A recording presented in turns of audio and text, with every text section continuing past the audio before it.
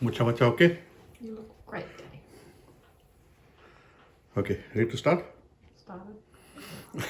I hope you do the editing of all this. Okay, Waheguru. Waheguru. So, what did we have in mind today? Okay, so we've just recorded Japji Sahib, We recorded Japji Sahib, yes. and I've spent the last few days putting the Romanized and the translations and the transliterations Right, and the Gurmukhi right, on it right, to make it as easy to follow along. right.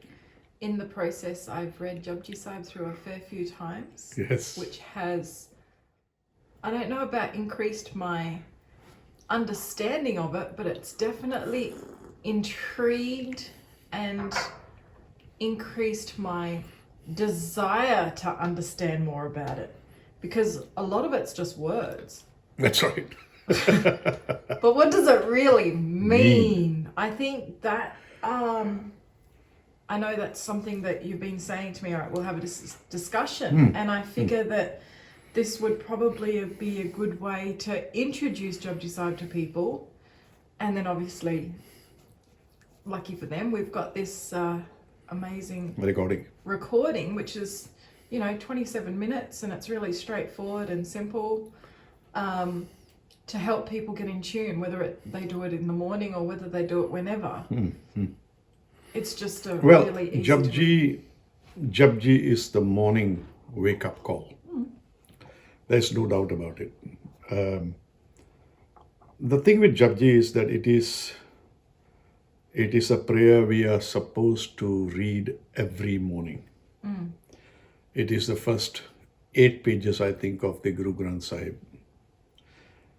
And to have to read it every morning is one of the most boring things that you can do. Okay.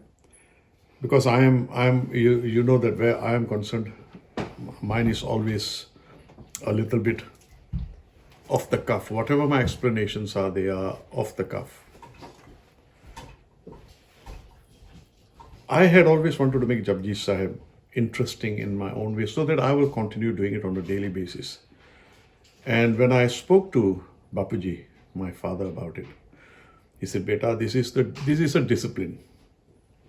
It's like getting up in the morning and brushing your teeth and going to the toilet and even sitting down having breakfast. However boring the breakfast is, you still eat it because you have to spend the rest of the day on that breakfast. Best was 2 aloo parathe with dahi." So he said, well, you can make it interesting by making it more like a journey. So what I'm trying to explain to you now is, I'm not going to give you an enlightenment on what Japji is. I'm not. My purpose here is to try and make that morning recitation or listening or learning by rote, by heart, Japji, why it is so important. Simply, first of all, because it sets you up for the day. And as far as I know, Japji is not something you can understand in a stock period. So, for example, you decide, okay, I'm going to set 1 week aside to enlighten myself on Japji. Let me assure you, it won't happen. Because Japji is a life journey. But having said that, you pick up bits and pieces of Japji as you go along, and that's what makes it interesting. So what I'm going to talk about is, this is not an exhaustive discourse on Japji. I've made a few notes, so that's why I'm looking down at my notes as well, because we're going to go through the whole of Japji. It's a daily, experiential, meditational journey, just like some people say that you sit down and do meditation every morning. My father told me, your morning meditation is Japji. I said, but I don't understand it. He said, it doesn't matter. What do you understand about meditation when you do it? You sit like, breathe in, breathe out, breathe in, Waheguru, breathe out, Satnam. What do you learn? You don't learn anything, do you? You just sit down and calm yourself down. So why don't you use these words of Japji as that magic? And as time goes on, over the years, you'll pick up a few things. So one of the things he suggested to me was, take one of the gutkas and highlight those points throughout Japji which seem to make some sense to you. All right. For example, so I'll give you an example. He said, in the fifth stanza, I think, fifth or sixth stanza, there's a line which says, Matta vich ratan jwahar manak je ek gur ki sikh suni. He knew that's the sort of thing which will tickle my fancy. So now whenever I do Japji, when I come to that line, straight away I think of Babaji and I think of what the line means. It means, in your mind, Matta vich ratan jwahar manak. Wow. That means all the jewels, the precious stones are there within your own mind. Je ek gur ki sikh suni. But get the guidance of the Guru. So to me, the interpretation of that was, I am really my own teacher, because when I get down to Japji, I teach myself. Otherwise, Japji can be lying there for the rest of my life. I can have all the greatest translations, interpretations, transliterations, but I will not learn anything unless I address it, get to it. So, okay, so that's how it started. And then it is a good way to start the day as well. It is your spiritual, your mental exercise. I put on both of them. You do physical exercise every day. You go for a walk, you eat right, etc. But we do very little for our spirituality and for our mental stimulation. Use that as a mental stimulation in the morning to start the day. Your mental, your spiritual exercise for the day. You start off with that. Okay? And the other thing which I must point out is, never accept any interpretation of Gurbani as gospel. Because at the end of the day, your interpretations will come to you as time goes by. That is why Guru Sahib himself did not give us any interpretations. He made inferences, indications, gave us some clues. But when somebody says, oh, you want the real essence of Japji, go and listen to Osho's two books on Japji.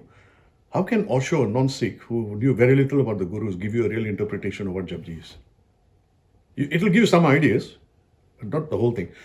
There is a Professor Darshan Singh, for example, who has done 60 hours of Japji translation in Kirtan form. He reads the body, and then he gives his version of it. Fantastic. But I listened to about 20 of those hours, and I went, oh, that's boring. It's getting me down. Having said that, some of our younger preachers now, the guys who tie round turbans, and they're very young, black beards, and they look like medieval sants. They carry their Sri Saabs and all that. They are doing their translations as well. So some youngsters are saying, this fella, fantastic man, his translation is fantastic. No, that's his.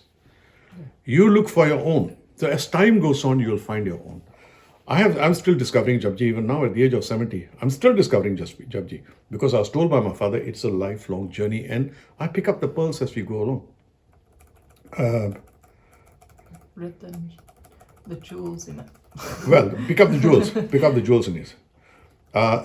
This is something I wanted to read to you. This is Prayer at Dawn, a book by Kamaljit Singh Dogra.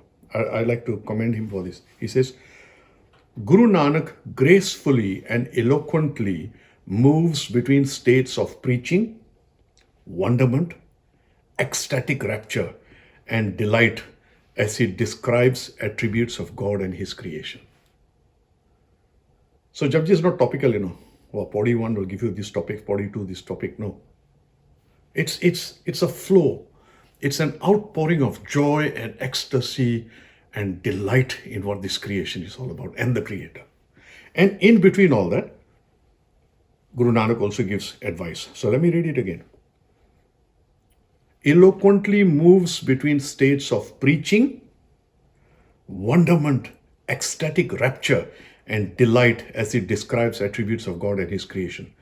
At the same time, with utmost humility, he admits that Waheguru is so great and majestic that he is beyond understanding and beyond the ability of his creatures to describe him. He is the Creator. We are part of the creation. Creation cannot describe the Creator. The child cannot describe the attributes of the Father. Okay. So now, let's come to the logistics of Japji. Japji is 38 stanzas. Stanzas. It's podi. In Punjabi, you say podi. Podi means step ladder, steps of a ladder, stairs. You keep moving. You keep moving. So that's why I call it a Japji Journey. Journey every morning. Find something interesting every day. Every day you go for a walk. You find a different flower blooming somewhere. You find a ripe apple in the neighbor's garden. You go and pinch it because it's beautiful. So you find something on a daily basis, and that makes Japji interesting. And that is why I believe it's so much that it's like a journey every morning of wonderment, of ecstasy, the way Guru Nanak wanted us to accept it. All right. So 38 stanzas, but actually it's 40. If you take Mool Mantra into it, and actually stanza 1, there are two parts of it. There's 1A, there's 1B. Not stated like that, but there are 2 ones. And then, of course, at the end, you have the Salok. Pavan Guru Pani Pita. So they're actually about 40 steps. Imagine 40 steps you're going to take for your morning spiritual, mental exercise. So,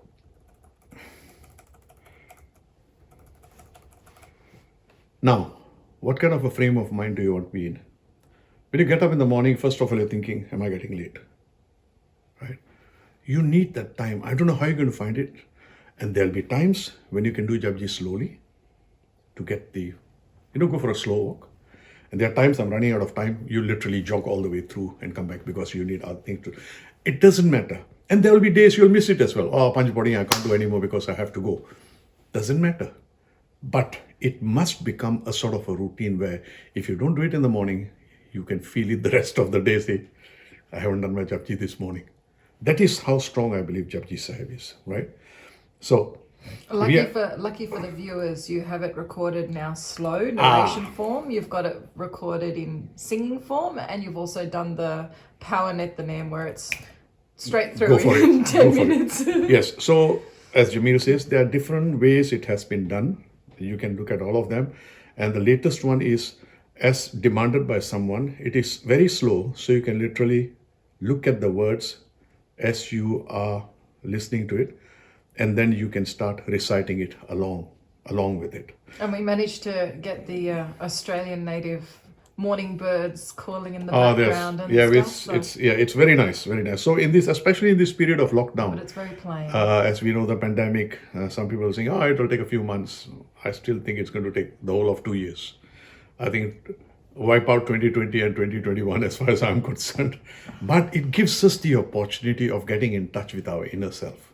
That's what I've been saying right from the beginning. In Melbourne, for example, we have been in lockdown for 101 days, I think. 101 days we have been in house arrest, and we step out with a mask on our face. But hey, it's given us chance to do things like that. And these are the Ratan Jwahar Manak. These are the precious stones, the jewels, which we can now look at slowly. So, first of all, I want you to focus on the 40 bodies. The most important body to me is body number 27. 27 says Sodar. Sodar means that door. We are heading towards a doorway. So this is where your imagination, you are only limited by your imagination. So like a child, which imagines a lot of things, children play with their invisible friends, right? Play with your imaginary friend. Become a child again. And then, now you know, all right, Uncle is talking about 40 steps. 27th step is the word Sodar. That doorway. That doorway through which when I step, I am now moving in the spiritual direction as well. Not forgetting that we are spiritual beings on a human journey. So every morning, you take a spiritual journey. The human journey goes on. It goes on from birth to death. Human journey is there. But take a spiritual journey with you every day as well. And you're going for that Sodar, right? And through that Sodar, then you come across 5 different realms. Khand they are called. We'll come to that. All right? You have Dharm Khand, Gyan Khand, Saram Khand, Karam Khand, And Sachkhand was Niranकार. Sachkhand is the final realm where the Almighty, the source of all reality, resides. It has got a place of its own, yet it resides in its creation as well. Again, I'll say, as much as your imagination can give you. Think in terms of your imagination. In this lifetime, we are restricted by time, space, and form. And restricted by the mind as well. I put down 4 things. Time, what's happening right now will not happen again. You can recreate the scenario, but it will be a different scenario altogether because time is linear. None of this back to the future stuff. That only happens in movies. All right? Time, space. You are restricted by space because this is physical space. I want to get here from here to Darbar Sahib. But space restricts me. Yet with your mind, you can close your eyes. You can be in Darbar Sahib. Because if you have been there once or twice, you know what Darbar Sahib looks like. That's the power of the imagination. So, otherwise, you are restricted by space. Form, this physical form. Right? You can tell by your eyes your physical form's being affected by hay fever. Well, there you are. It's hay fever season here now, right? And also form in the sense that I was a child one day like our little Dya Singh. I was a pretty little baby. Then I grew up to be a very handsome man. All right? And then as time goes on, linear. Your form starts deteriorating. You become old. Right? But your spirit is always fresh and alive. Your imagination is fresh and alive. And this is, doing Japji Sahib by rote also is a combat against dementia. Because every morning when I have to do Japji Sahib, I have to remember, there are certain parts of it which are very difficult to know by rote. And sometimes I have small references on my side to just give me a push on. And that keeps me in touch with the Japji when I'm doing it in the morning. That's where our video is going to be really helpful because you can be listening to it and singing along, saying along with it. And if you need to, you can look and reference where they're That's at. right. And you can stop it. Yeah. And hang on a minute, I think at that, go backwards, look at it and then keep on flowing. Or just close your eyes, let it go on nice and slowly in the background and you absorb it. Because spiritually you're absorbing it. Don't worry about not understanding the words. You get into a routine on a daily basis. Where am I? Okay. That door. That door is Sodar keha, sokar keha, jit pe sarv smale, vaje naad anek asankha, kete vavanhare. What a beautiful gateway, this door. What a beautiful gateway, this door, to your mansion. Waheguru, countless ethereal, celestial vibrations and music, musical instruments of all kinds, minstrels, divine hymns, heavenly singers, ragis, consorts. All the elements, wind, water, fire, and earth sing. The hills, mountains, valleys, streams, and clouds sing. Angels, the judge, Dharmaraj, gatekeeper, and custodians of celestial records. All the deities, sages, savants, saints, ascetics, religious scholars, spiritually elevated fair maidens who worship you constantly, the pure of heart, beings of peace, righteous warriors, and many, many more spiritually elevated souls, all admire and sing your praises. That's the door I'm talking about when you come to Sodar. Okay? So now, let's start the journey. I'm not going to give interpretations. For example, it begins with Ek Onkar Satnam Karta Purukh. It's up to you to find out those meanings. I'm not going to go through all this, right? Because it's the Mool Mantra. It starts off with the Mool Mantra. And normally what I do is, I do the Mool Mantra about 3 times before I move on. It helps me to compose myself and put myself on a journey. And I normally transport myself to some favorite spot of mine. Sometimes I transport myself to Darbar Sahib. I have an imagination. When I see Darbar Sahib lower than the area outside, I go down on my knees, and that is where I give my first salutations. The only shrine in the world which doesn't go upwards goes down. Humility. You want to know anything in this lifetime, humility is very important because it will not bring enlightenment to you through your intellectual understanding. It is through your basic animal instincts, in fact, which gives you that understanding. Not the mata, but the man. We'll come to that later. And of course, the Mool Mantra has its own interpretations. I think we have done that before. I'm not going to go into that. Then we come to Jap Ad Sach, Jugad Sach, Happy Sach, Nanak Hosi Bhi Sach. I am in pursuit of the truth. That truth, that pursuit which will go on for the rest of my human life. Right? People have tried to give a lot of explanations of what the truth is. Don't even try. It's that elusive truth. But to reach that elusive truth, I must lead a truthful life. See, advice is already coming from Guru Nanak to what kind of life we should live. Now, then what happens is you come to the official first stanza, because Jap Ad Sach Jugad Sach, it's done. Then you come to the first stanza. Sochai soch na hovi, je sochi lakhwar, chupai chup na hovi, je laira levtar. In other words, all the spiritual practices that you're carrying on, sochai, some translate sochai as thinking, reflection. Others, they say, no. Sochai stands for being clean, cleaning yourself, cleansing yourself. Doesn't matter, whichever way one, it means all these exercises and all that. Right? Fasting, keeping silent, going on pilgrimages, right? They come to no avail until you yourself are truthful. All right? And then the first question is asked by Guru Nanak himself. Kiv sachiara hoiye, kiv kuda tutte pal. Kiv sachiara. The word sachiara is very significant. Sachiara is, how can I be that lofty human being who is always truthful? How do I engender that? Kiv sachiara hoiye.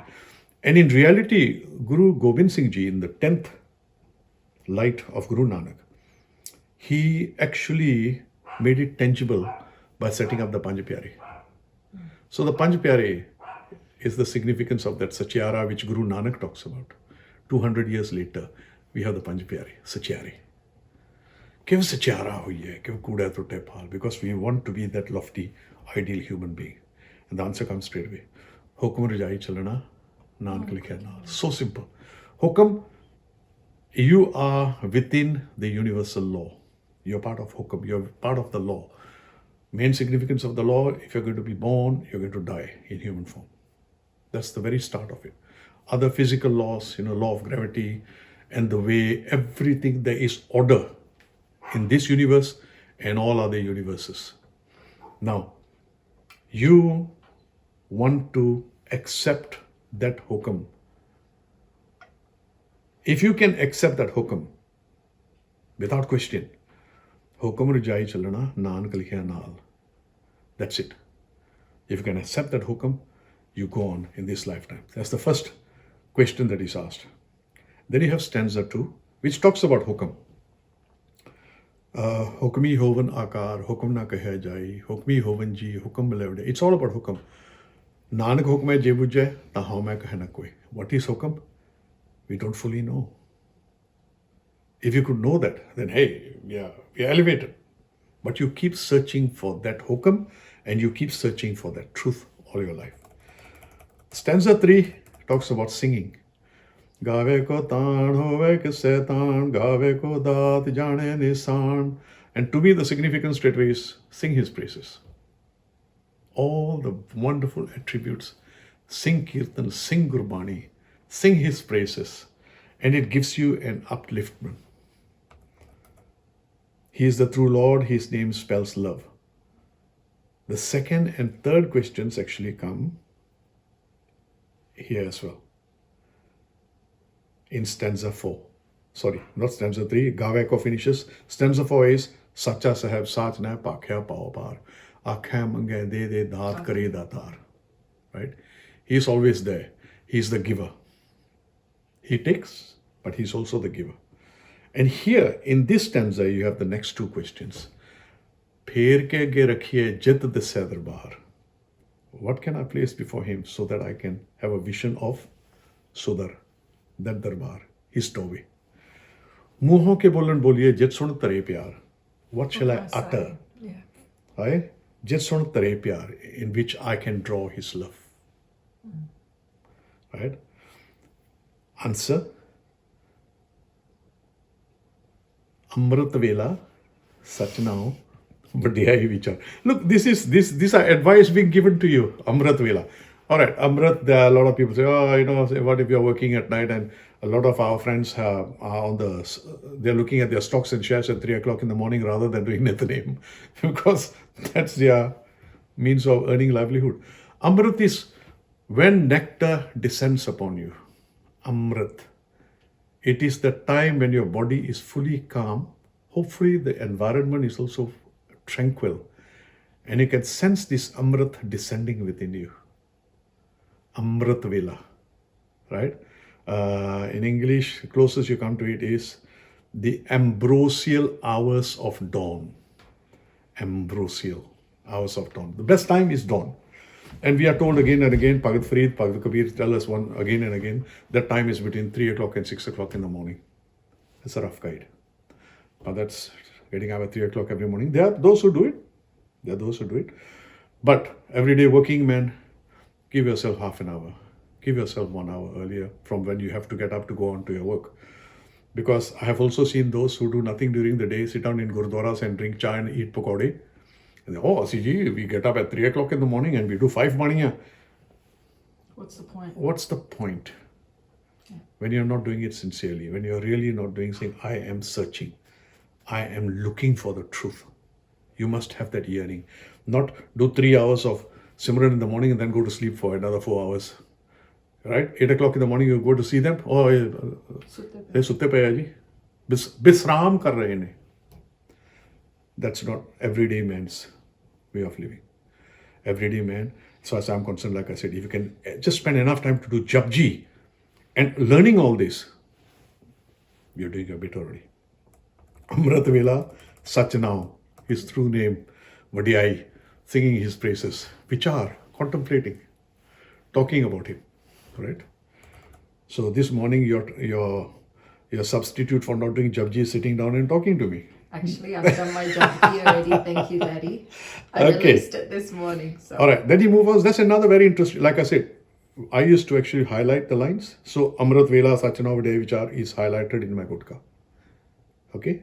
That's surprise, surprise. All right. And it goes on. The very interesting line, the very next one is also very interesting. Karmi ave kapada nadri mokh dwar. Karmi ave kapada means with good karma, this physical human body comes. Kapada is actually this human body. This human body has been attained because of good karma. With His grace. And it is with His grace that door is obtained. Nadri mokh dwar. Right? One of our young preachers made a statement. It's been, I got it on WhatsApp. He says, Guru Nanak did not believe in God. Guru Nanak knew God. It's a very interesting topic. We'll talk about it some other time. Where in the East, nobody is asked, do you believe in God? Because everybody believes in God. It depends on what you mean by God. The question is only asked in the West. Because so much of the population of the West, the Abrahamic faiths, have got so sick and tired of their own religions that they have started questioning their God. Where is God when all these calamities take place? Right? So they stop believing in God. So atheism has become a big thing in the West. It's not so in the East. So in the West, the question is, what God are you talking about? So that's something else we'll talk about later. Karmi ave kapada nadri mukh dwar. Alright, then stanza 5 and 6. Gaviya suniye man rakhiye pao, dukh par har sukh kar le jaye. Gurumukh nadan, Gurumukh vedan, Gurumukh rehas mai. Gurishwar Guru Gork, Barma Guru Parvati bai. Jehon jana khanai kehna katan jai, Gurank dev jai. Right? Again, indications are towards that door. Here it says, with love and devotion, sing and hear Waheguru's praise. Your sorrow and pain shall vanish and your heart shall be filled with joy and happiness. Again, ecstasy of Waheguru. Then of course, Gurank dev jai, sabna jang ka ek data, so main visnu jai. Then of course you have Mat vich ratan jawahar manak, je ek gur ki sikh suni, which I talked about earlier. that comes in that part. So again, if your mind starts wandering while you're doing Japji Sahib, that should bring you back again. Oh, what a jewel. That actually it's up to you whether you want to further your progress spiritually. It's entirely up to you. With the grace of Waheguru, but it's entirely up to you. Now, stanza 7 to me is a very significant one. It is, Je jug chare arja hor dusuni hoye, nawa khandai ch janiye, naal chale sab koi. Here it is talking about humility. There are a lot of things which make your ego come to the fore. This particular stanza brings upon humility. However popular or well-known one is, unless one receives his favor, his grace, everything else, all fame and all fortune, is of no avail. Humility and acceptance of his will are two important ingredients towards attaining his grace. Humility and acceptance. जे जुग चारे are जहाँ उर्द सुनी होए नवा खंडा च जानिए नाल चले सब कोई चंगा नाव रखाए के जस कीर्त जगले. The important line, जे तिस नदर ना आवे ता बात ना पूछे के. If you are not within his grace, if he does not shower you with his grace, all the popularity in this world and the nether worlds and whatever stand for nothing unless you attain his grace. So now we have moved onto the other. Oh, something which I wanted to mention. That's why I put it. Recently, I had a WhatsApp article written by an Ajay Singh Banga. He is the CEO for MasterCard. Okay? And he came up with a new quotient. You know, you would have heard of IQ, EQ. He's taken from somebody. He's come up with a DQ. Intelligence quotient, we know. Your level of intelligence, etc. is measured, right? Then you have the emotional quotient, which is your emotional maturity in tackling questions or I've been problems. watching this series called Scorpion, and it's all about this. IQ and EQ. Okay. Yeah. He has come up with a decency quotient. That means do the right thing by the person you are dealing with, which I think is absolutely phenomenal. In other words, you always want to be in a win-win situation. This stanza reminds me of decency quotient, and I think Ajay Singh Banga should be complimented for coming up with this decency quotient, so that you do not do anything adverse towards a fellow human being. You want to make sure that you treat someone well, and the success of the other person is also your own success. If this can be instilled into the corporate world, wow.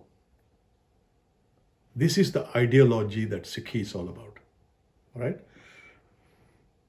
Then we come to 4 stanzas, stanza 8, 9, 10, 11, which is about Suniye. We're joking about it. The way it's pronounced in Jabji is Sune. Sune. If you look at it, it's Syari. Not Suniye, it's Sune. So a little bit of Sune.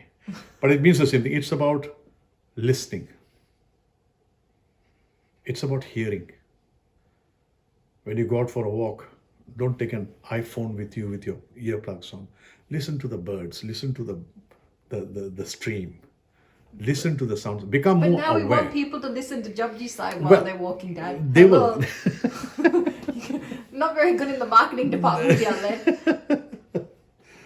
All right. The power of listening and paying attention. By listening to his Naam, Waheguru recitation, part, Kirtan, discourses on Guru and Waheguru, one draws closer to the truth and God realization. That all is by his will, and he is all powerful. So there are 4 stanzas on Suniye. These stanzas also cast a reflection on one's part to exercise a greater awareness towards the present moment. Okay, wait. Explain again for me. So, 4 stanzas all on Sune. Sune. So, is Nanak Ji trying to say it's about listening more than it is about Yes, You know? yes, of course. If life got portioned, then That's right. there's a lot to listen to. No, let's look at it this way. You're given 2 ears, but 1 mouth. So listen and talk in that proportion. Listen more. And the 4 stanzas, again, he goes into ecstasy of the wonderment of this beautiful life. And he says, listen to this beautiful life around you, to the beautiful people around you, to the beautiful creatures around you, nature. So he spends 4 stanzas on that. All right. Then after that, this greater awareness is primordial meditation without words, without scholarly understanding, without intellect getting in the way, just being. Sometimes your brain gets in the way, Allow yourself the freedom of just being. That's your men is from Mars, women are from Venus right there. Okay. We'll not get into the gender war, right? All these stanzas end with Nanak Bhagta Sada Vigas, Sunay Dukh Paap Ka Nas. O Nanak, these saintly beings immersed in Naam, they always have bliss on their faces. The true saintly beings that you see will always have a look of bliss on their face. They appear to have overcome all pain and sorrow. This is actually extolling the virtues of meditation, right? Then you have 4 stanzas after that, which start with the word manne. मन्ने की गत कही न जाए, जे को कहे पिछे पछताए, कागद कलम न लिखन हार, मन्ने काबे कर विचार, ऐसा नाम निरंजन होए, जे को मन जाने मन कोय. Accept. Sometimes the intellect gets in the way. You have to accept certain things. So manne is accept. Acceptance. You have listening, you have acceptance. And he spends another 4 stanzas on acceptance. Become the believer. Accept him and believe. Believing is beyond the limitations of one's intellect. Mata. We're talking in the realm of man now.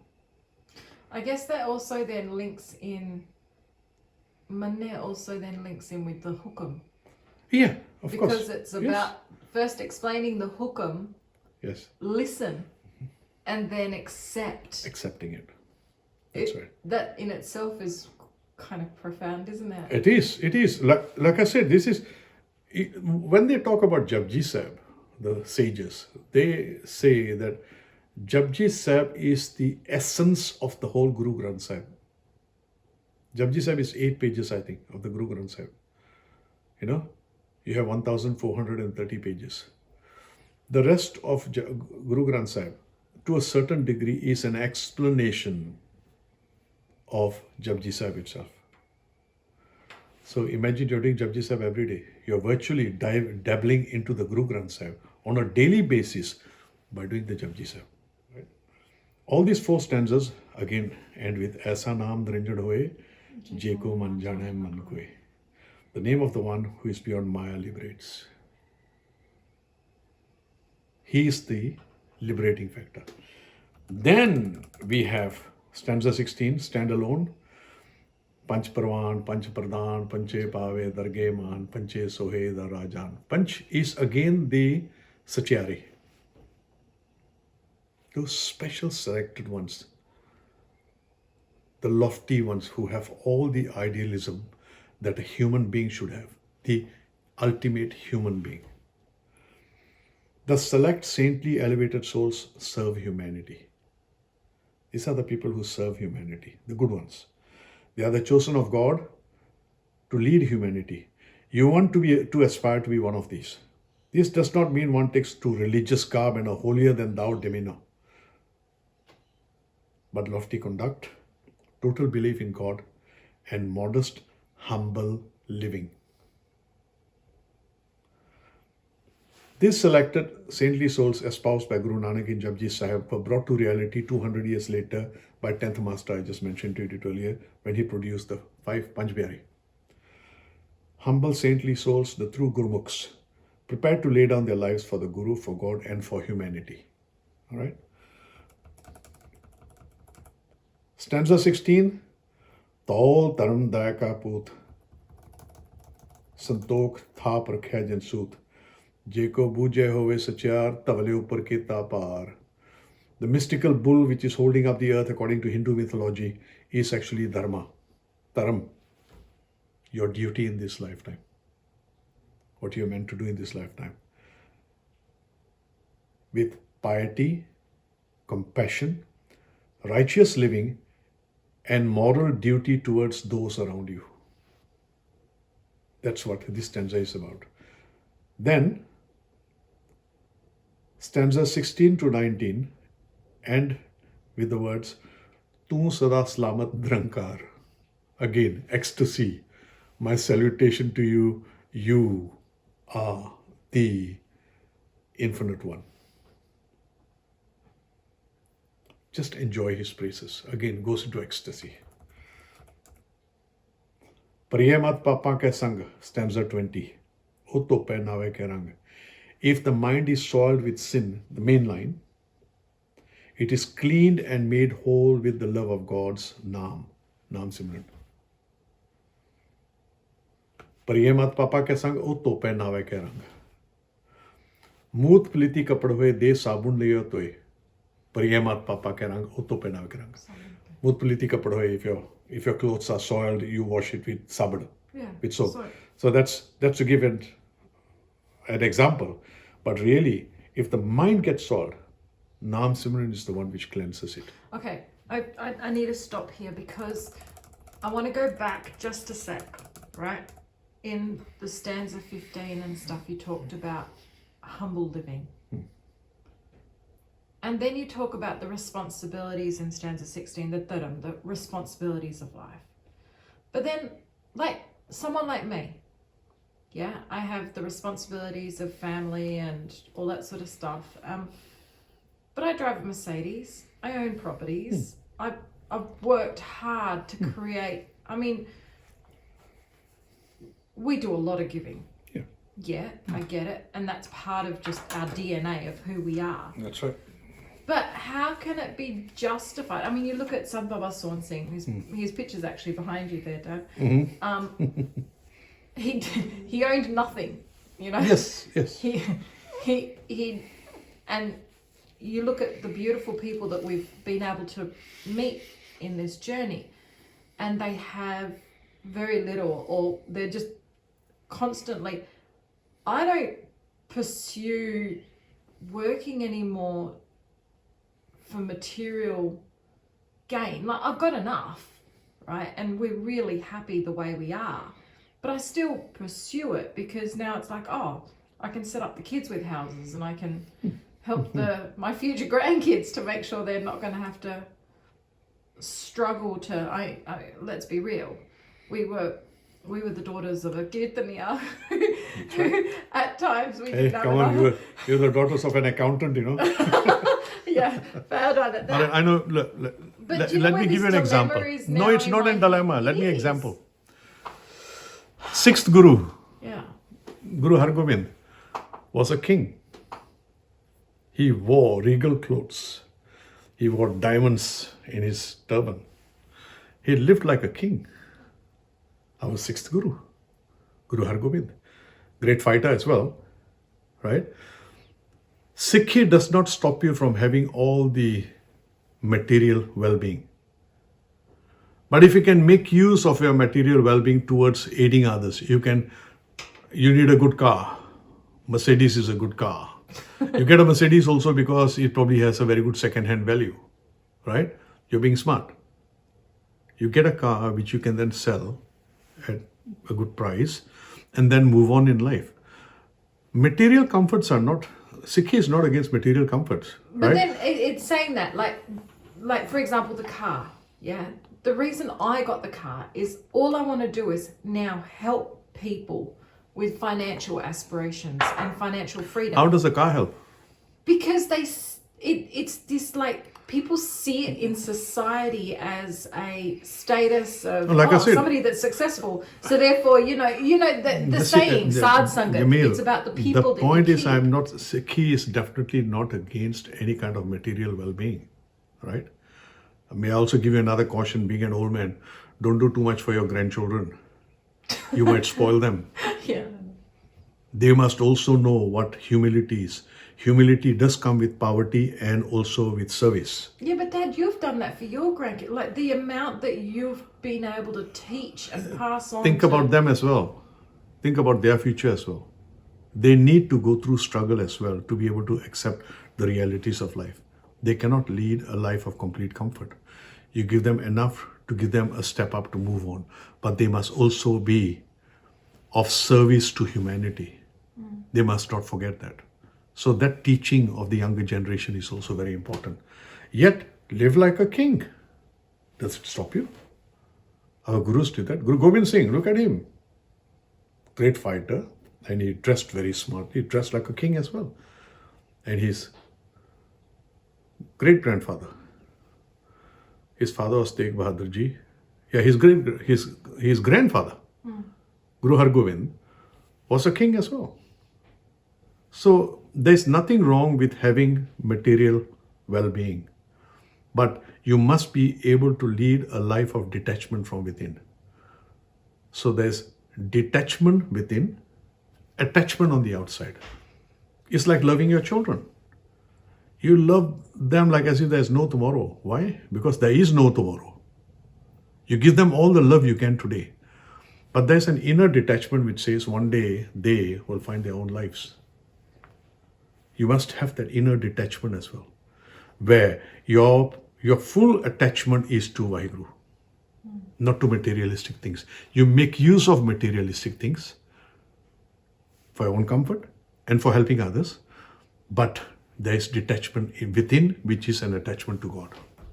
Keep that in mind where Sikhi is concerned. We've got to move on, otherwise this is going to take too long. But this is fun. Sunaya Manya Man Kita Pao.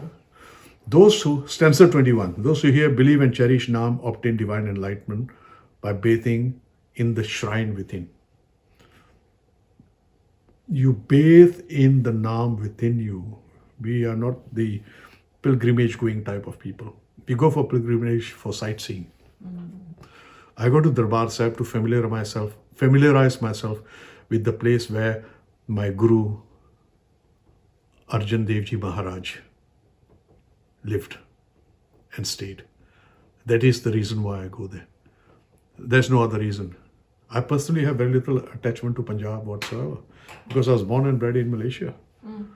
But my gurus resided in that area. So I go there like a tourist, right? Some of the rituals which go on in the gurdwaras and shrines in India are not to my liking. I find them rather ridiculous. But you go there because they are your people as well. There are different ways of worshipping. So let everyone have their way of worshipping because you have your own way of worshipping. And Japji Sahib is a mainstay where I'm concerned. Japji Sahib stays with me wherever I'm in this world. Even if that is the waterfall in typing. I go to typing, yes. I love typing, yes. I mean, that's your Darbar Sahib. That's my Darbar Sahib. All right.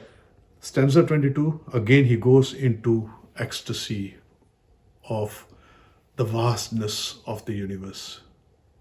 Not only this universe, but universe after universe. Patala, Patal, Lakh, Agasa, Agas. Odak, Odak, Pal, Thake, Ved कहने के बाद सहस ठारे कहन कतेबा असलो एक तात लेखा होए ता लिखे लेखा होए विनाश नानक वडाखिए आपे जाने आप. I might not know much about what these words say, but there is a sense of ecstasy and joy of the vastness of the creation, of the Creator. That ecstasy, that opening your mind out, your faculties out to beyond the limitations of your minds. It says a lot of scientists and sages have tried to describe what it's like out there, right? And they get exhausted trying to describe it because it is beyond description. That should be NASA's body. Yeah, I think NASA looks at things like this, All right. Then you have Antana Sifti Kahna Ant, Antana Vikhan Thurna Ant, Antana Vikhan Kyaman Mant, Antana Jape Kita Akar, Antana Jape Paravar. No limits. Ant means no limit. It's beyond. Beyond limitations. He is beyond limits and limitations. All right. Then you go to stanza 25. Kete lele mukar paye, kete murak khai khai. In stanza 25, many receive his bounty but deny his existence. It's a slap on those people who only know how to take, but who do not contribute as well. Right? They're not doing the right thing. They take advantage of all the facilities available to them, but they are not prepared to give anything in return. That's what this talks about. Kete lala mukar paye, kete murak. Idiots. You're a murak. Kete murak khai khai. We're teaching people bad language, Dada. Guru Nanak, not me. Right? Kete murak khai khai. They just take. They do not know how to give back as well. Go to Gurdwara. That also must go at 12 o'clock because Langar is going to start. Sit down for a little while. Go to Langar. Maybe put $1 in front of the Guru. Then $1 restaurant. Go and eat your Langar. Have a little bit of chit chat with friends, socialize, and then go home. Right? I don't know, 70-80% of the people do that. There are very few sincere people who say, I am taking advantage of all these facilities. What am I contributing towards it? You must have that conscience. Otherwise, you're just a taker. So, then he comes to 27. So dar keha, so kar keha, jitve sarv smale. It's amazing how you've just lit up. Well, the point is you're already on a journey. You're moving along this journey. Some of the journey, you can understand a few things. Some of it, you cannot understand that well. It doesn't matter. You keep on going. You're climbing up the steps, the podis. You keep going. And then suddenly you come. So dar keha, so kar keha, jitve sarv smale. Suddenly you see these, what do you call them? Ecclesiastical doors. Right? Huge doors. And you're going through this doorway to a different realm altogether, which is limited by your own imagination. The doorway to his domain. Now, this doorway then, in its own way, through the journey again, describes 5 domains. Planes or spiritual realms called khand. The passage of the soul is through these realms, namely Dharam Khand, Gyan Khand, Saram Khand, Karam Khand, leading ultimately to Sach Khand, the realm of truth, where Waheguru resides. Sach Khand Vasendarankar. So you're going through these 5 realms. And they're not linear. Don't think in terms of them being linear or anything like that. It is merely the passage of time. Again, some caution. This is not a physical door, nor are the domains linear, because one progresses spiritually, reaching into the latter domains with time and one's conduct and action in life. In fact, even in Japji Sahib, you'll notice that the domains are not compartmentalized, but one flows into the next. They are not mentioned in separate bodies, but they just flow along. I think when we left off, we were talking about Sodar. Dad, tell me about these doorways. What is it about these doorways that inspires you and excites you so much? This Sodar, first of all, Sodar is also repeated in Reras. Right. Sodar, Ragasa, Mahala Pella. In Japji Sahib, there is no Rag, Asa, etc. because Japji Sahib doesn't have any Rags. Okay. So the evening prayer is when it reminds you that in the morning, you're going to head towards this doorway. Right? And in the morning, the excitement should be to get up and say, I'm going to go through that spiritual doorway. It's reaching out beyond the limitations of your human being. So it is also beyond the limitations of your mind. You're stepping into this realm which is eternal, which is Amar.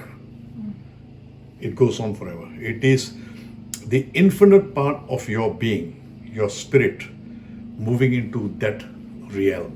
Right. Because within that realm, it also teaches you how to be more productive in the human form. Okay. Because the first door is generally Sodar. And you step across the door, of course, I mentioned to you about all the celestial music, all the instruments are playing. That is why we pay a great deal of emphasis on music. Yeah. Kirtan, Yeah. Gur Sangeet. Yeah. But Kirtan, Gur Sangeet, which uplifts you. Yeah. Kirtan itself is not an end in itself. Yeah. Kirtan leads you in the right direction. Yeah. If you get the right Kirtan. Right. Otherwise, it's just entertainment.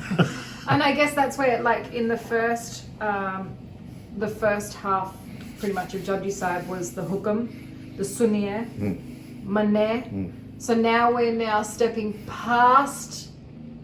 Well, like I said, remember, Japji Sahib is not topical. It is body 1 is this topic, body 2 is this topic. Right, yeah. It flows. Yeah. The ecstasy of wonderment.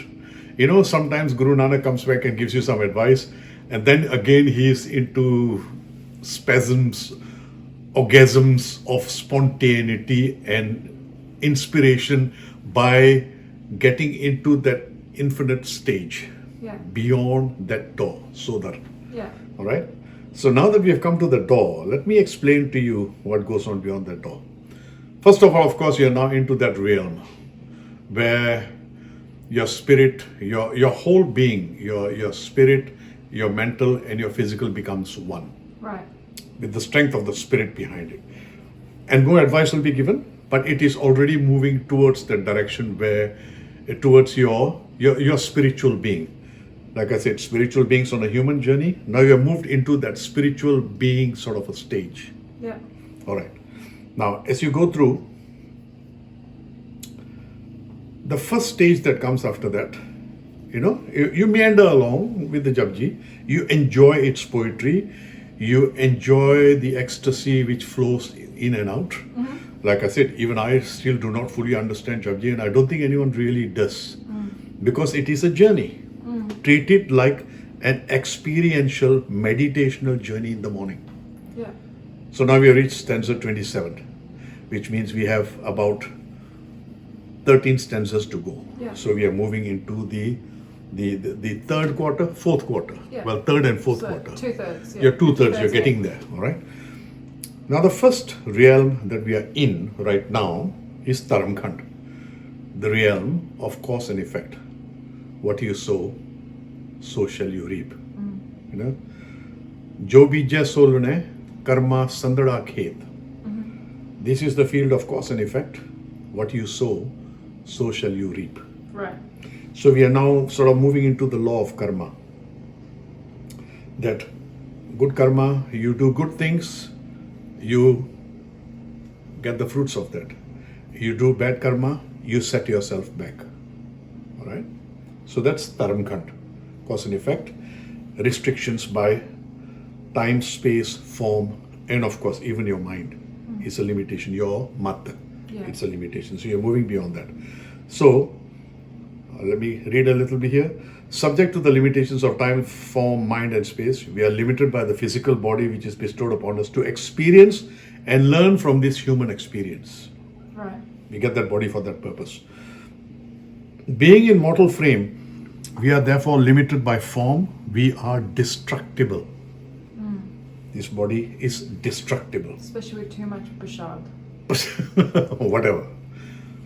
We are limited by time. In fact, we do not fully comprehend the concept of timelessness. Right.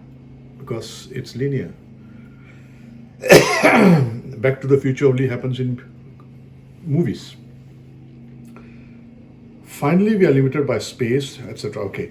Dharam simply means one's duty in this lifetime, doing the right thing for yourself and for those around you.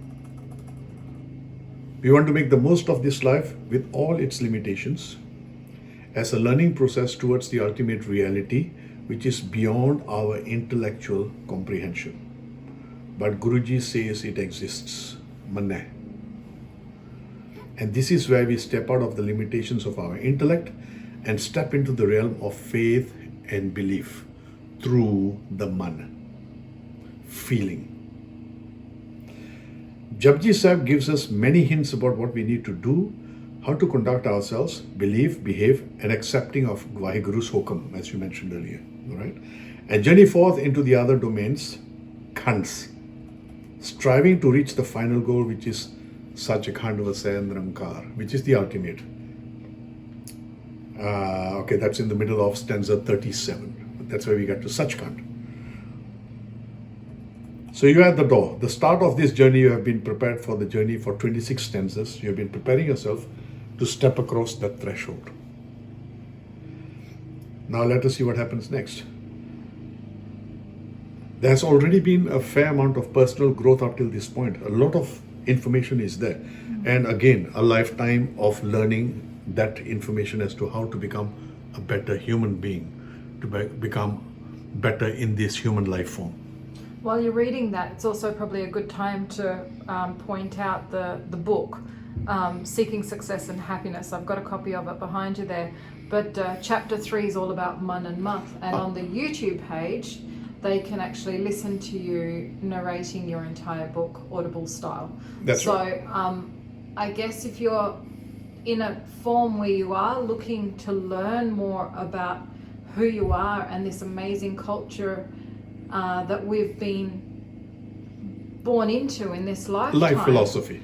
Then, I mean, Sikhi really is one of the things that you were talking about a lot of stuff earlier, and one of the things I did write down was that it's really a tool for self-improvement. Yes.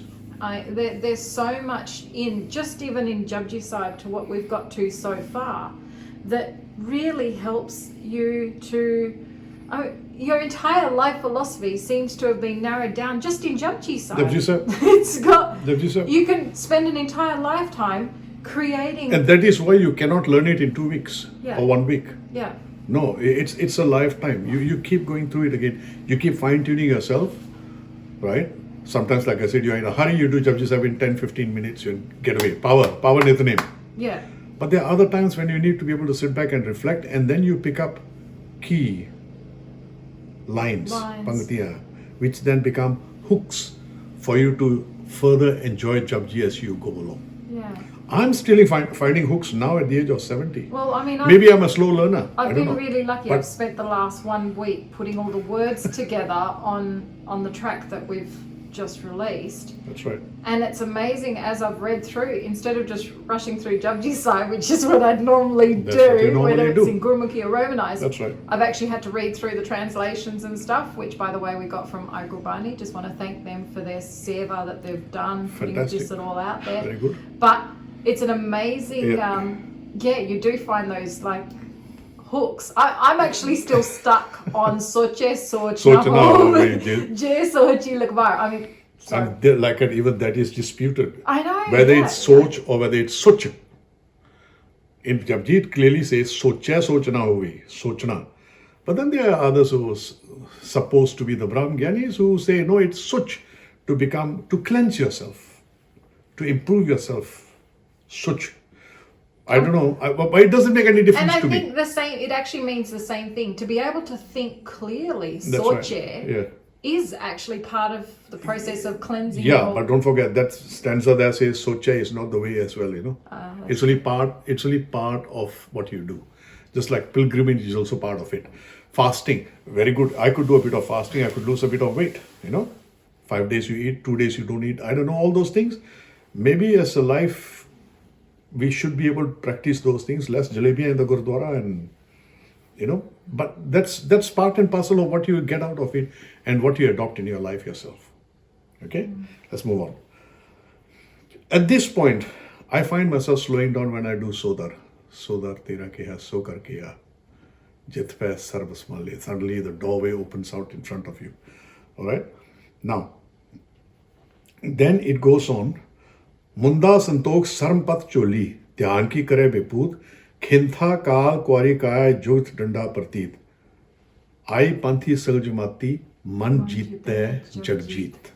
Again a hook. Yeah, I love that. All right. In fact, this whole thing is about what kind of cloak you should wear, which is of conscience, your clear conscience, your good intentions for others around you. All right.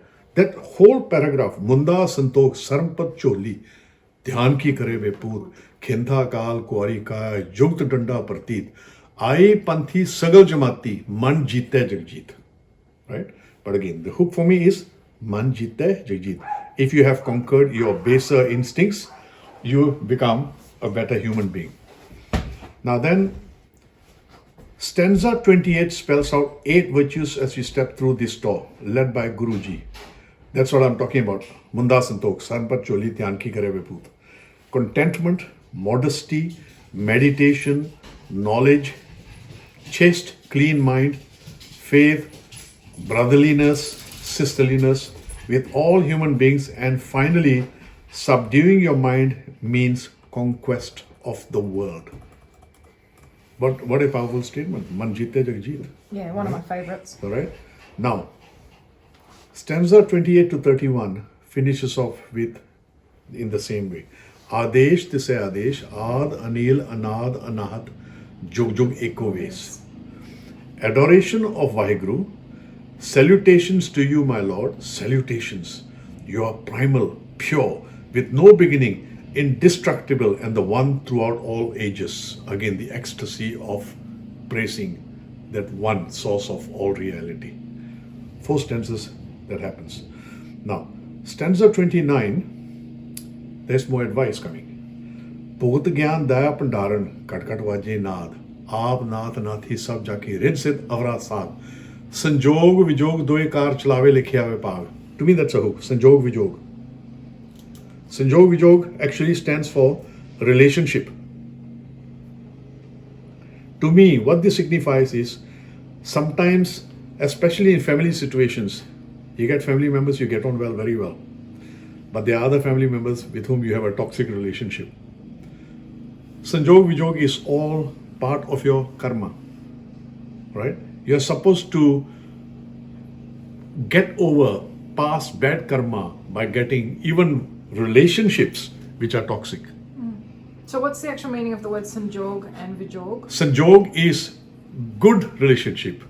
Vijog means bad relationships. Okay. All right, yeah. Okay? So, vijog, yeah. Okay. Yeah. Divine knowledge, compassion. Remember that divine music beats in every heart. All right? Even those with whom you have a toxic relationship, you should not hold any rancor against them. You should again try and see their viewpoint and try and part of your test is trying to get along with. You know, some people you find impossible to get along with. Mm-hmm. The big test is to try and find out how you can get along with that person. Right? This is human relationships, how you get on with people. Personal development. Yeah. All right? Public relations. Yeah. Relationships. Oh, so he was doing this whole big topic at Yes. uni at the moment on HRM and human resource management. She can quote from Jap Ji Yeah, Sahib. she should. Actually, that would be a text she should be able Well, to quote there you are. from. The CRM and the HRM, yeah. No, there you are. Eka mai jogt viyai tin chille parwan. This is stanza 30. Again, a very powerful stanza. Eka mai jogt viyai tin chille parwan. Mai here, in my interpretation, Mai stands for Maya. There's so many definitions of Maya, but here the clarity is amazing. Maya is made up of 3 things. Ekamai jyotiya tin chelle. And the tin chelle, ekamai jyotiya tin chelle pravan, ek sansari. Sansari means looking for fame. Ek pandari. Pandari means Pandit. wealth. Oh, okay. Sorry. Ek sansari. Sansari is power. Okay. Looking for power. The Donald Trumps and the Hitlers. Let's not and go with the powers. Churchill even. Everyone. Yeah. Those who find nourishment in power. Okay. In being able to control other people's destinies. Power. Ek sansari. Ek pandari. Those who like wealth. The misers. Who their whole life purpose seems to be to make more money. Wealth, gain wealth. Ek sansari, ek pandari, ek lai divan. Divan means one who sets up divans, who likes fame, who likes to be in front of millions of people performing, because that is their sustenance. Right? These are the 3 most powerful servants of Maya. Okay? I think explain Maya. Maya, materialism. In one word, materialism. But what really is materialism? These are the three most powerful servants of Maya. Right? Materialism can also mean attachment to family members, attachment to too many things. There are so many other aspects, but these are the three main servants. And you need to be able to control that, because you can be consumed with wealth, fame, and power. This is where dharma or dharma must be practiced, and the law of cause and effect applies, and one is judged accordingly. It's how you deal with power, wealth, and fame. Okay? Now, again, Taram Khand is mentioned. We come back to the 5 Khands. Taram Khand ka aaya ho Taram. Here, the true extent of Taram Khand, the first spiritual realm after Sodar, the door, is revealed. This planet is the arena for the practice of righteous action, duty, dharma. The physical body is the vehicle for dharma. It is in this body that we make choices that determine our faith and are enabled for rewards or punishment through the law of karma. That is Taram Khand. In this body and mind, we get the opportunity for spiritual awakening. We accumulate karmic credits or debits according to our actions and deeds performed in previous lifetimes as well, and in this lifetime. Waheguru's nadar, his grace, his glance. Nadar simply means glance. Waheguru's nadar falls on those who do good deeds and remember the role and purpose of human living. Right? Gur Prasad is also exactly means the same thing. It is with his nadar, his Gur Prasad, that you can gain anything in this lifetime. If you don't have Gur Prasad, if you do not have his nadar, you're wasting your time. In the very next line, the passage through into the next realm, Gyan Khand, is revealed. Gyan Khand ka akho karm. One enters this realm where one can attain intuitive divine knowledge. One is able to tap into the divine library within. As I said earlier, the pearls of wisdom are actually within your own mind. But you take that step forward and you move into Gyan Khand, where you do things like going through Japji Sahib, analyzing it, and other Gurbani and all that. Your own self-improvement is actually your enlightenment. That is the Sikh way, because it's all intertwined. There's no division between that. That's why I have difficulty with people who say, oh, we must keep politics out of religion. Sikhism is neither politics nor religion, or it's both. Because politics must have a conscience. Religion must have the ability of being able to defend. All right? The saint warrior, the Sant Spahi, Bhakti Shakti. Those elements are intertwined where Sikhi is concerned. So the Gyan itself means knowledge. Wisdom, yes. Wisdom. So Gyan, therefore okay, you're talking knowledge, about, wisdom.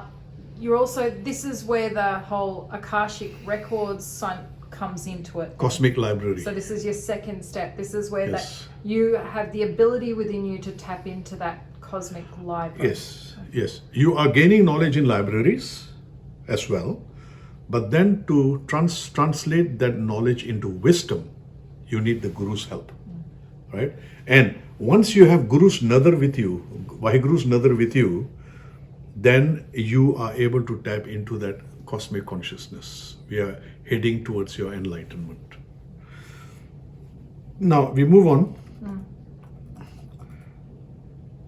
Intuitive divine knowledge now flows. It's flowing within you already. My experience is that one should just let go and just enjoy the beautiful lines of Japji Sahib here, where it is revealed that countless sages, avatars, Brahmgyanis, Buddhas, divine scholars, etc. instill their accumulative divine knowledge here, and anyone who is on the right path can tap into that divine library. Mindful meditation mingles with divine knowledge here. Savor it. Enjoy that beautiful feeling that you are now stepping into Akashic records, into the cosmic library, and into the mindset of the Satyaras. Coming back to the word Satyara again, all right? Gyan Khand mein Gyan Prachand. This is stanza 36. Here divine knowledge and divine deliberation are supreme, and here celestial strains resound, bringing great joy. The more one learns, the more one realizes how little one truly knows, leading to utter humility and leading to the next realm. The more you learn, the more you realize how little you know. So again, humility comes into it.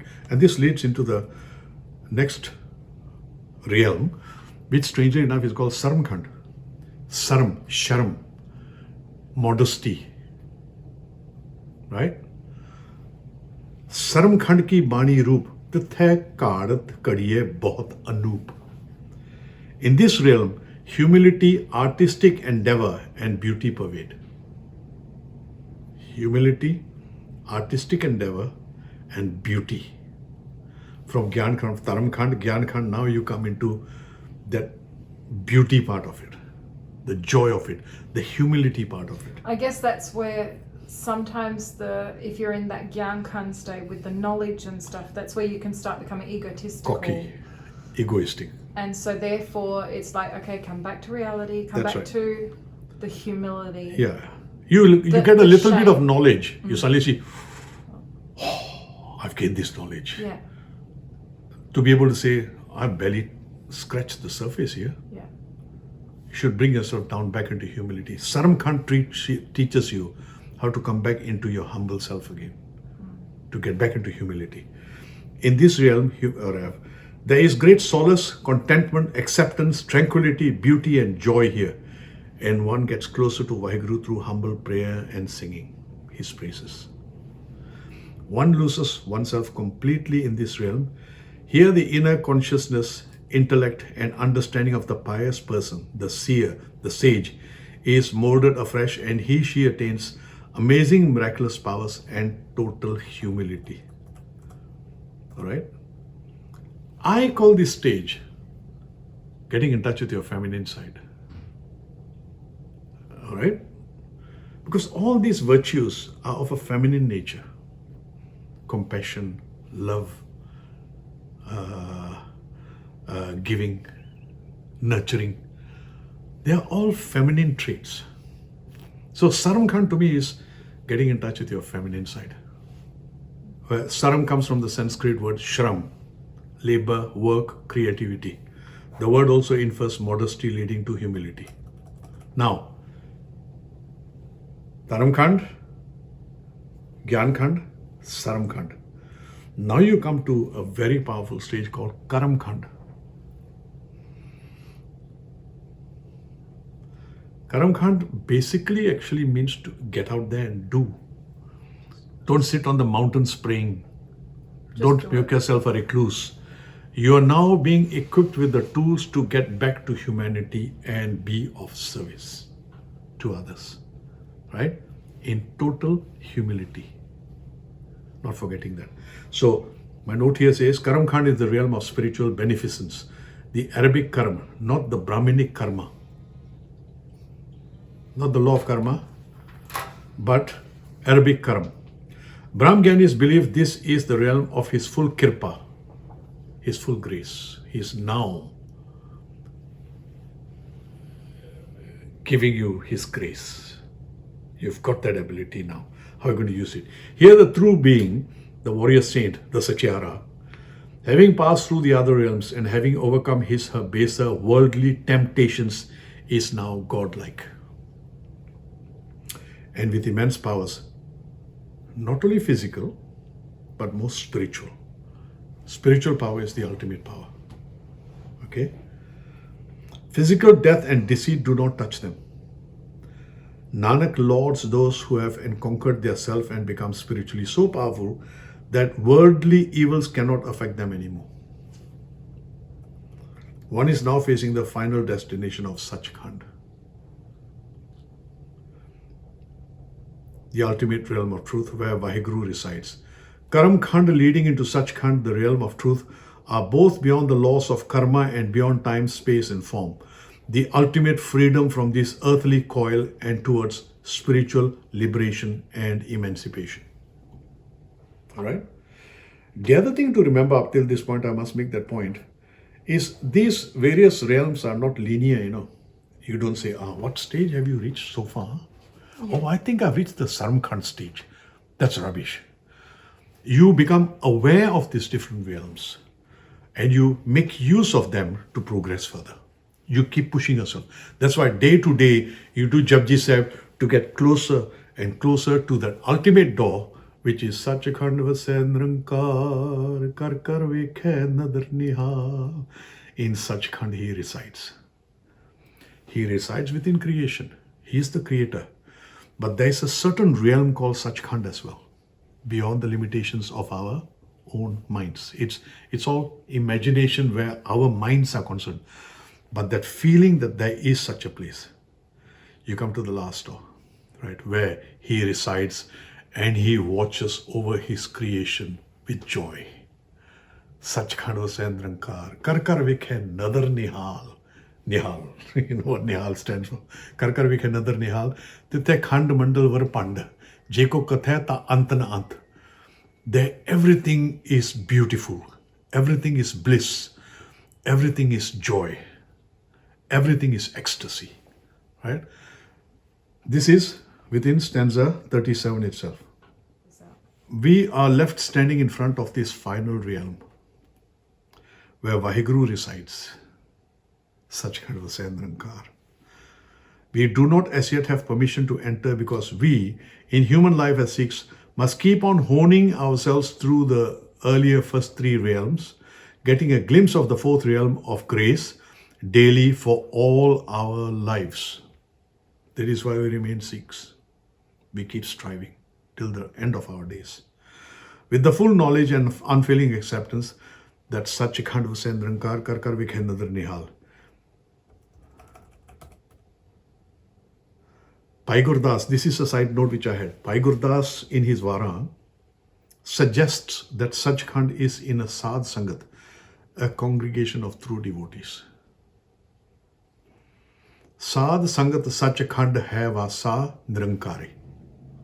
That's right. So, like I said, there are hints in the writings of Bhai Gurdas, Bhai Nandalal, and also writings of Guru Gobind Singh Ji Maharaj. Sadh Sangat Sachkhand hai vasa nirankari. Again, Sadh Sangat Sachkhand hai vasa nirankari. Same lines. Sachkhand vasai nirankar. He's put it in different words. Sadh Sangat is the Sachkhand where the formless one resides, by Gurdas. All right? You've talked a lot in the past about Sadh Sangat and the importance of the Sangat that you keep. I guess that's where that kind of... Yeah, well,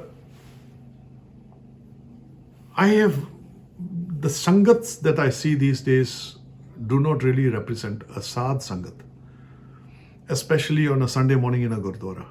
Unfortunately, I have to say this, right? It is when like-minded devotees get together. For example, those true devotees who get up at 3, 4 o'clock in the morning and 5 o'clock, they are there waiting for Asadivar. They are the true devotees, right? I also used to find that within the Sangat of the American Sikhs, for example, when they sit down in utter devotion, and all of them are like-minded, they have come there for Simran, they have come there for their sadhana. That is what Sadh Sangat is. Sometimes it's very difficult to get it on this planet. You must look for that kind of Sadh Sangat if you can find it, where there is a sense of peace, calm, and safety to be amongst them. So in my own way, I'm happy traveling to the door of Sachkhand every day. That is already a fantastic journey for me, right? But like it says, this is in Reras, Pai Prapat Manukh Dehuriya, Gobind Milan Ki Teri Bariya. That door can open for you in this lifetime. Sachkhand door can open for you in this lifetime. One needs to study the interpretations of Ram Gyanis about these 5 realms. Feel them and grow accordingly. These are my interpretations. Look for the interpretations of Brahmgyanis. Don't get carried away by them, because come back down to earth where your own situation requires. But make sure that you keep on making that effort of touching these areas. And sometimes you can feel yourself, I've been able to do this amazing piece of work. I got a glimpse of Karam Khand because I was able to do this, right? Then you fall back into your Taram Khand, Gyan Khand, and your Saram Khand.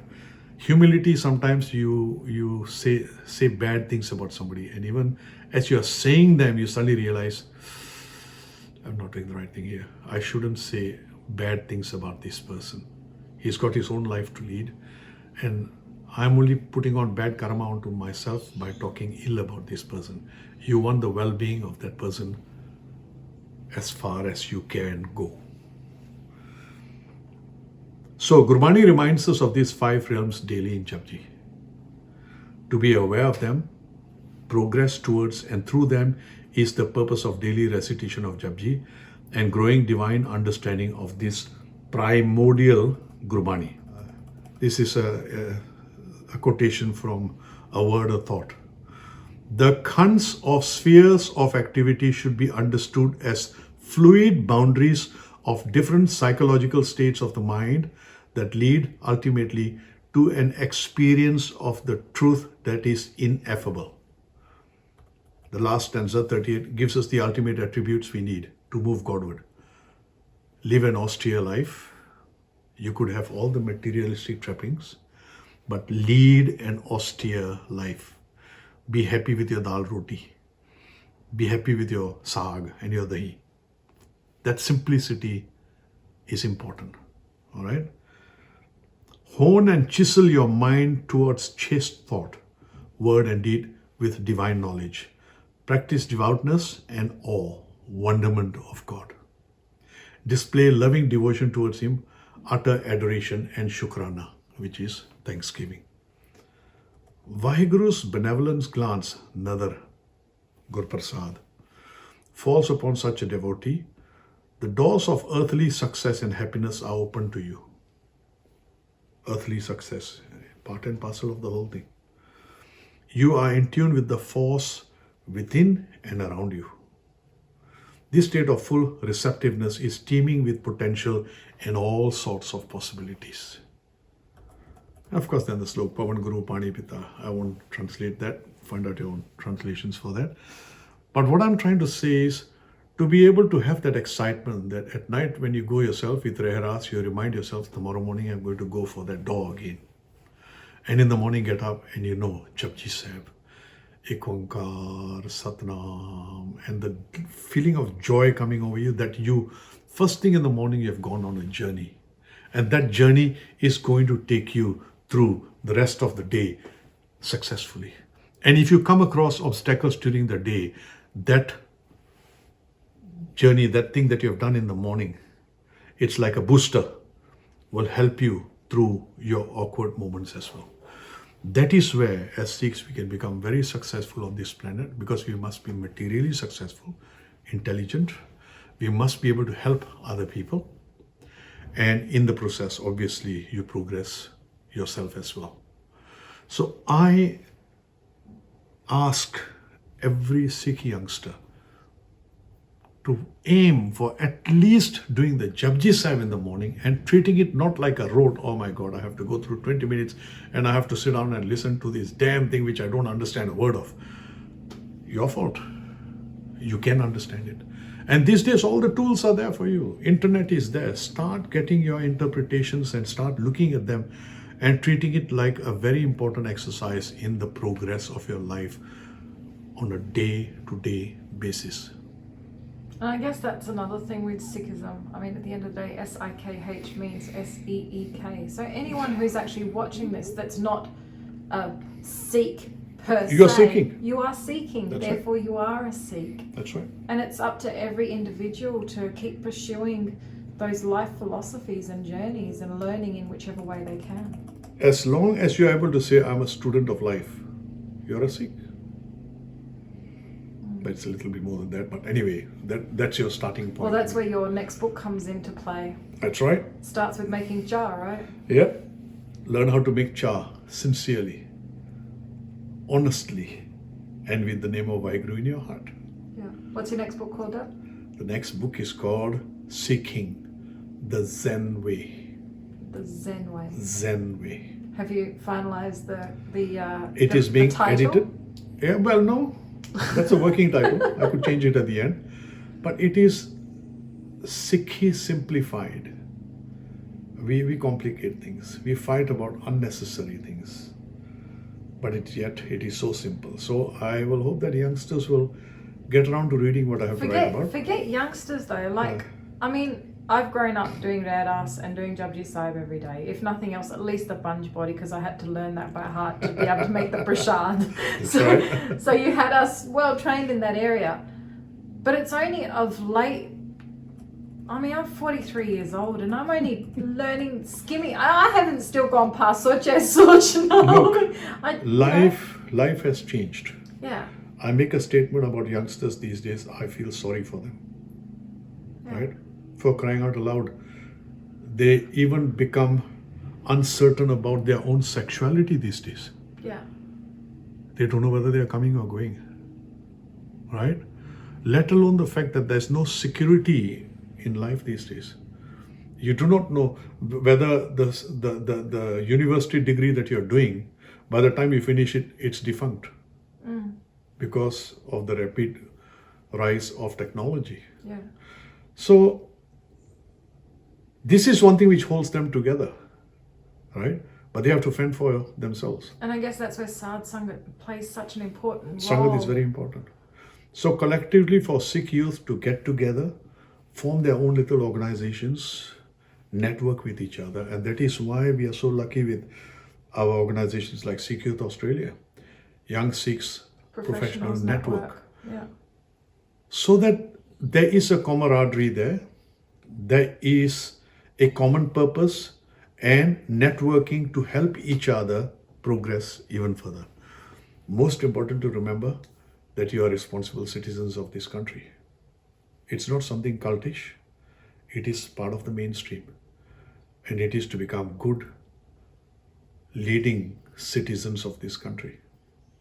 And so, okay, for someone who is not in the know, that is just hearing all of this, I mean, this would be mind-blasting stuff for a lot of people, like myself included. Yeah.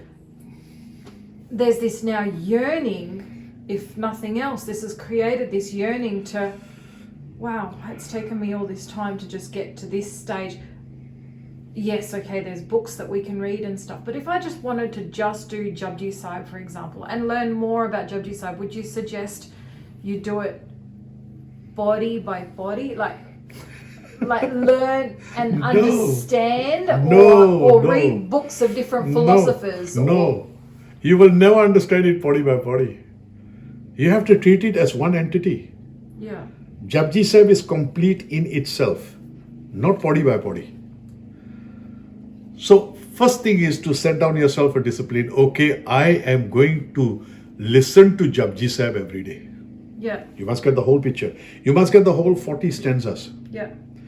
And then you put on hooks and you start understanding it bit by bit. Yeah, once in a while, if you can sit down, okay, I've got the weekend, I've got nothing else to do. I'm going to go through the translations or the interpretations of Japji Sahib body by body. It will help you. But at the end of the day, it is the complete journey which is more important. And reciting that first thing in the morning, I think is very, very important. Yeah. And all the tools are available. All right, we have done this now for the YouTube. We have done this for youngsters, for anyone. Sit down, listen. For non-Sikhs, sit down and listen to it. There's magic in the words itself. But after that magic, you must start attempting to find out what those words mean. To me, that is the great significance of Nityanem. When I was doing the Nityanem, when I used to do Japji Sahib, imagine 7, 8 years old, and you sit down there, oh my God. You have to sit down with your dad and go through Japji Sahib. 20 minutes, I could be out there playing, you know. But you put in that slog. And then there comes a point when you make up your mind. The day I'm able to do my own thing, I'm not going to do this rubbish. Yeah, I went through that myself. There comes a point I don't want to have anything to do with it. 2-3 days later, I'm not doing Japji. That sense of belonging that I have for my own life philosophy, for Baba Nanak, I'm drifting away from it. I must come back to it. Come back and I start doing it again. I had better luck with Rehras because it's in the evening, but only when I had stopped playing my games. I was very interested in my games. Come 4 o'clock in the evening, I must be out there with a hockey stick or a soccer ball or out jogging, physical exercise and all that. I started missing out my Rehras as well. You got to make the effort. That discipline is very important, to have that time out to say, no, I'm going to sit down and I'm going to do Japji Sahib and I'm going to do Rehras. And at night, falling asleep, the Sohila, 3 banis. You know, your Rahat Maryada, etc. tells you that you do more banis than that if you are aiming to become a Khalsa, to do your Amrit and all that. But those are bars set for you. Your minimum bar should be Japji Sahib, Rehras, and Sohila, which is the first 13 pages of the Guru Granth Sahib. Strange, isn't it? That the first 13 pages, basically, of the Guru Granth Sahib is what has been encouraged as the daily recitation of prayer. It's there in the Guru Granth Sahib. After that, you set up on your journey, you have 1,430 pages. You go through it. Your journey starts. And that's your spiritual education.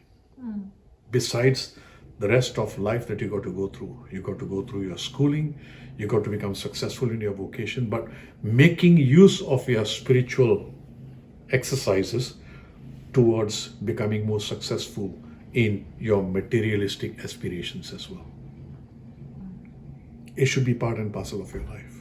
Yeah, it's interesting how it's the first 13 pages is one thing, but it's also, there's so much within those 13 pages that it's actually enough to last a lifetime for the average Joe Blow. That's right.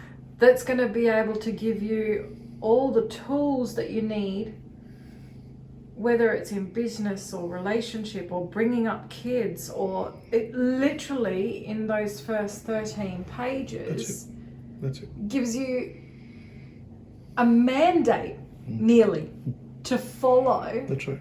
To be able to lead a successful life. That's right. Not just but success in every form, not just materialistic, That's but right. spiritually, financially, emotionally. That's right. It's You've covered all the bases. you've covered all the bases. That just is why in that first Sikhism, I 13 think pages.